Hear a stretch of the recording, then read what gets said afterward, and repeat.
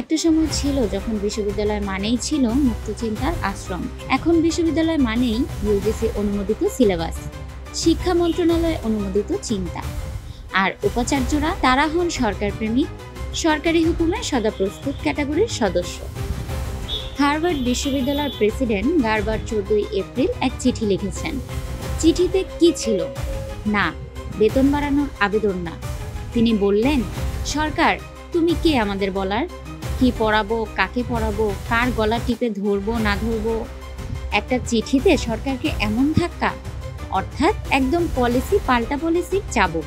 আর সরকার সঙ্গে সঙ্গে হার্ভার্ডের $2.3 বিলিয়ন বন্ধ, করছাড় বাতিল, আর বলছে তোমরা এখন আন্তর্জাতিক ছাত্র নিতে পারবা না। মানে একেবারে বললো এবার শিক্ষা দেই। এখন আসি আমাদের গল্পে। বাংলাদেশে এখানে কেউ সরকারের বিরুদ্ধে এমন চিঠি লিখে, কিন্তু সেটা প্রেস রিলিজ আকারে নয়, একান্ত নিজস্ব ডায়েরিতে লুকিয়ে চুরিয়ে।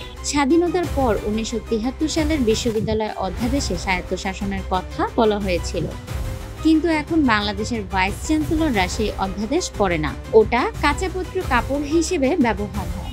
কখনো আশুতোষ মুখার্জির মতো উপাচার্য ছিলেন, যিনি বলেছিলেন এই বিশ্ববিদ্যালয় দাস উৎপাদনের কারখানা হবে না। আর এখন উপাচার্য সাহেব বলেন, স্যার আরেকটা সভায় আপনাকে 1 নম্বর বক্তা রাখছি, ছাত্ররা যাই বলুক আপনি আছেন আমাদের হৃদয়ে। এখনকার বিশ্ববিদ্যালয়গুলোতে সবচেয়ে জনপ্রিয় চরিত্র আবু জুনায়েদ।